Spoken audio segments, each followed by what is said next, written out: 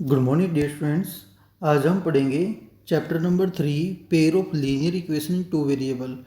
तो बेटा सबसे पहले हमारे पास में pair of linear equation in two variable के हिसाब से हमें ये कुछ टर्म्स पहले इसका मीनिंग समझना होगा। इसका क्या मीनिंग है? सबसे पहले देखिए, पेयर का मतलब होता है जिसमें टू इक्वेशन की हम बात करें। लीनियर इक्वेशन, लीनियर का मतलब जिसकी डिग्री हमें कितनी होती है, 1। जिसकी डिग्री कितनी होती है, 1। लीनियर मतलब डिग्री 1 होनी चाहिए। इक्वेशन क्या होती है? इक्वेशन एक स्टेटमेंट होती है, एक एक्सप्रेशन होता है जिसमें लेफ्ट और राइट दोनों साइड में एक्सप्रेशंस होते हैं, बीच में इक्वल का साइन होता है, उसे हम बोलते हैं इक्वेशन। इसकी डेफिनेशन मैं अलग से तुम्हें दिखाऊंगा अभी। इन टू वेरिएबल, दो वेरिएबल होने चाहिए, एक एक्स और एक वाई। कोई भी दो वेरिएबल हो सकते हैं, जैसे एस टी, कोई भी इंग्लिश अल्फ़ाबेट में दो वेरिएबल हो। तो pair of linear equation two variable की जो जनरल फॉर्म होती है वो हमारे पास में है ये a x plus b y plus is equal to 0। But ये हमारे पास में पेयर नहीं है। पेयर के हिसाब से तो हमें दो लिखनी पड़ेगी, ये जो नीचे लिखी हुई है। ये मैंने जो बताई है ये हमारे पास में लीनियर इक्वेशन टू वेरिएबल की एक ही इक्वेशन है, a x plus b y plus is equal to 0। एक से दो बनाने के लिए हमें क्या करना है, जो हमारे पास में ए बी सी है, जो कि कोई भी रियल नंबर हो सकता है, कोई भी कांस्टेंट, कोई भी रियल नंबर हो सकता है, यानी कोई भी real number A B C हो सकता है।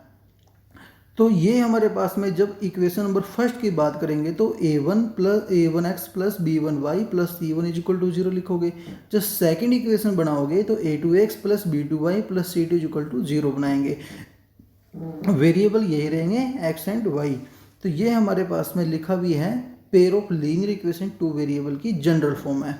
ओके, ये हमारे पास में क्या बेटा, ये हमारे पास में जनरल फॉर्म है पेयर ऑफ लीनियर इक्वेशन की। ठीक, लिखा है general form pair of linear equation two variable. तो इसमें हमारे पास में और क्या क्या चीज़ें हैं समझने के हिसाब से, देखिए इसमें हमारे पास में और क्या क्या है। तो हमारे पास में सबसे पहले जनरल फॉर्म में सबसे स्टार्टिंग में क्या लिखा हुआ है, general form linear equation in one variable. अगर एक ही वेरिएबल में हमें जनरल फॉर्म लिखनी है या हमें कोई भी इक्वेशन लिखनी है तो उसकी स्टार्टिंग हमें जो माइंड में रखनी है कि कौन सी होती है, तो ए एक्स प्लस बी होती है। General form linear equation in one variable के हिसाब से हमारे पास जो होगी ए एक्स प्लस बी होगी, और इक्वल 0 भी लगा देना, क्योंकि बेटा अगर इक्वल 0 नहीं लगाओगे तो ये बन जाएगा पोलिनोमियल। इक्वल 0 लगा देंगे तब ये बन जाएगी इक्वेशन। तो general form linear equation in one variable a x plus b equal to 0। General form linear equation two variable, अगर एक ही इक्वेशन बनानी है तो a x plus b y plus is equal to 0। फिर आती है general form pair of linear equation in two variable, दो वेरिएबल के हिसाब से मैंने अभी तुम्हें बता दी है। तो ये तुम्हें पूरी अच्छे तरह से याद होनी चाहिए। अब आता है इसी में सॉल्यूशन क्या होता है। What is solution? सॉल्यूशन क्या होता है?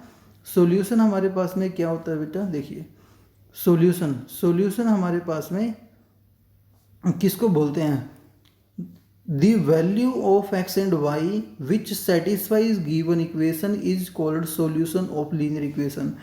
x और y की वो वैल्यू जो इक्वेशन में पुट करने से उस इक्वेशन को सेटिस्फाई करे उसे हम बोलते हैं सॉल्यूशन। जैसे x plus y equal to 6 है, ये हमारे पास में x plus y equal to 6 एक इक्वेशन दे रखी है लीनियर इक्वेशन की टू वेरिएबल में। हमें इसका सॉल्यूशन बताना है। क्या सॉल्यूशन आएगा? सॉल्यूशन का मतलब है कि x और y की क्या वैल्यू रखें जिससे लेफ्ट हैंड साइड और राइट हैंड साइड इक्वल आ जाए। तो इसके बहुत से आंसर हो सकते हैं, इनफाइनाइट आंसर हो सकते हैं। एक लीनियर इक्वेशन अगर दो वेरिएबल में है तो उसके जो आंसर है बेटा इनफाइनाइट। जैसे 1 और 5 करेंगे 6 आ जाएगा। अगर x की वैल्यू 5 y की 1 रखें तो 6 आ जाएगा। x की वैल्यू 3 y की 3 रखेंगे तो 6 आ जाएगा। x की वैल्यू 4 y की 2 रखेंगे तो 6 आ जाएगा। तो यहाँ पे एक नंबर का क्वेश्चन बन जाता है कि linear equation in two variable की अगर एक ही इक्वेशन है ये वाली, तो इसके कितने सॉल्यूशन होंगे? इनफाइनाइट सॉल्यूशन होंगे। अगर बेटा ये आ जाए linear equation in one variable में, अगर एक ही लीनियर इक्वेशन है वन वेरिएबल की, तब इसके कितने सॉल्यूशन होंगे? ओनली वन सॉल्यूशन होगा, यूनिक सॉल्यूशन होगा। A x plus b equal to 0 करके एक्स की वैल्यू निकाल देंगे। बट अगर दो वेरिएबल में है तो कितने होंगे? इनफाइनाइट। और तीसरी बात यहाँ पे आती है कि दो वेरिएबल वाली जो इक्वेशन अगर वो दो हो, एक नहीं है दो है, तब कितने सॉल्यूशन होंगे? तब हमारे पास में इसकी तीन कंडीशन हमारे पास बनती हैं, या तो यूनिक सॉल्यूशन होगा, या इनफाइनाइट सॉल्यूशन होगा, या फिर नो सॉल्यूशन होगा। ये हमें पढ़ना है पूरे चैप्टर में। तो इसमें इक्वेशन की जो डेफिनेशन है बेटा, वो इक्वेशन की डेफिनेशन देख लीजिए किस तरीके से हमें लिखनी है। देखिए इक्वेशन हमें नॉलेज भी होनी चाहिए, इक्वेशन क्या होती है। An equation is a mathematical statement, एक मैथमेटिकल स्टेटमेंट होती है that consist of two expression, दो एक्सप्रेशन होते हैं इसमें, one on each side of an equal sign, equal का साइन होता है और उसकी दोनों साइड में एक्सप्रेशंस होते हैं, उसे हम बोलते हैं इक्वेशन। यहाँ पे कोई नंबर लिख दिया जैसे मैंने 12 इज इक्वल टू 7+5, ये भी एक इक्वेशन है, या मैंने यहाँ पे लिख दिया x इज इक्वल टू 12+5, ये भी एक इक्वेशन है।